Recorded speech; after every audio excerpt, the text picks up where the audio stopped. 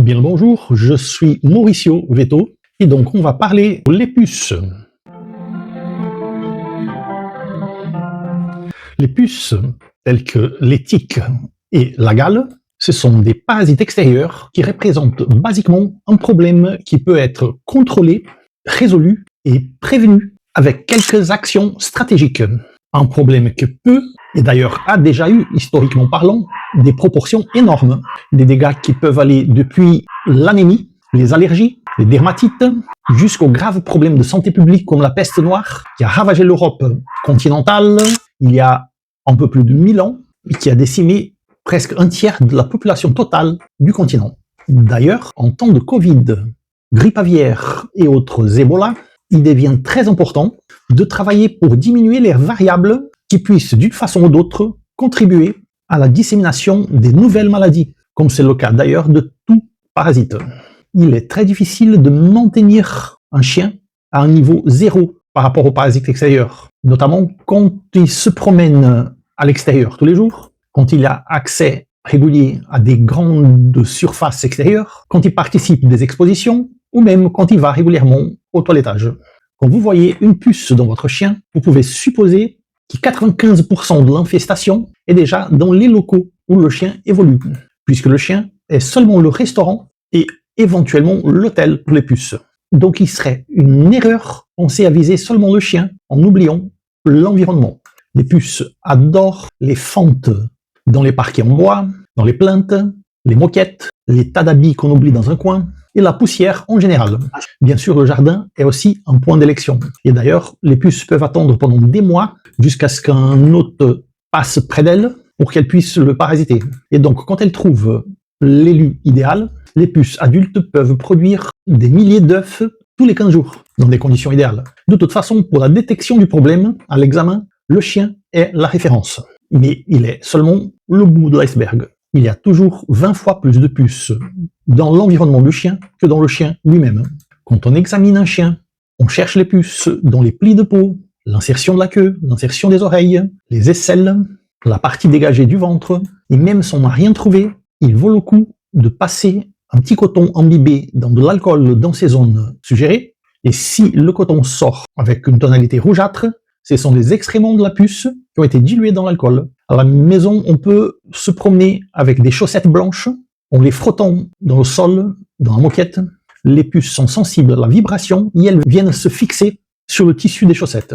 Et avec des chaussettes blanches, il est très simple de les déceler. Évidemment, tout ça donne une idée par rapport à l'infestation, mais c'est pas ça qui va régler le problème. Quant aux différentes méthodes de traitement, il y a tout un arsenal de produits avec plusieurs principes actifs différents, des valeurs différentes et des moyens d'application différents aussi. Mais rien n'a changé dans le sens où il faut traiter simultanément le chien et son environnement, sans quoi on ne réussira pas à avoir un résultat pérenne. Par rapport aux différents produits, il est important d'utiliser ce qui est plus confortable et aussi plus abordable pour vous et pour votre chien. Pour l'environnement, il y a des solutions qui sont vendues en pet shop et qui peuvent être pulvérisées dans les locaux de passage du chien. Ils doivent être dilués et pulvérisés en suivant strictement la notice, et il vaut mieux attendre que tout sèche avant de laisser le petit chien se promener à nouveau. Quant au petit chien, il y a des colliers antiparasitaires qui libèrent des produits en douceur pendant des périodes assez longues. Je ne suis pas tellement partisan des colliers, je trouve qu'ils peuvent avoir un effet intéressant quand le petit chien est seul. Mais quand on a plus d'un chien, il y a un petit risque qu'il y ait une intoxication, même si les produits ont évidemment une certaine sécurité. Il y a aussi des produits sur forme de pipette et on applique le contenu dans la région de la nuque du chien en faisant attention de l'appliquer sur la peau. La diffusion est transcutanée et il vaut mieux attendre 2 jours pour baigner le chien à nouveau. Il m'a été demandé s'il fallait baigner le chien avant l'application et ce bain n'est pas nécessaire. Il n'est pas grave sur le fait, mais il n'est pas nécessaire. Il y a des produits en spray qui peuvent être utilisés sur le chien et dans l'environnement immédiat du chien. À titre d'exemple, le fipronil, dont le nom commercial est le Frontline. Et le fipronil a un avantage. Dans la notice, il est écrit qu'on peut l'utiliser sur des femelles enceintes et les bébés en allaitement, ce qui n'est pas le cas de plusieurs autres produits anti-puces. Il y a aussi l'option des bains. Là, on trouve toute une myriade de produits, savons, shampoings anti-puces, qui peuvent être utilisés et qui sont même utiles dans les cas d'infestation très importante, parce qu'on peut travailler en tenaille utilisant un produit systémique et en même temps un bain avec ces produits-là. Et enfin, il y a les fameux comprimés qui peuvent être mâchés, comprimés masticables, qui ont une durée de 30 à 90 jours. Confortis, Simparic, Bravect. L'application, elle est très facile, les chiens adorent, mais ils sont relativement chers par rapport aux autres méthodes de traitement. Il m'a été demandé plus d'une fois si on peut diviser ces comprimés de façon à utiliser pour des chiens un peu plus petits, c'est-à-dire prendre un comprimé de 20 à utilisable pour chiens de 20 à 40 kg, faire une moyenne pour 30 kg, diviser en deux et donner à 2 chiens de 15 kg. Eh bien, si vous demandez au fabricant, il va dire qu'il n'est pas conseillé de faire ça.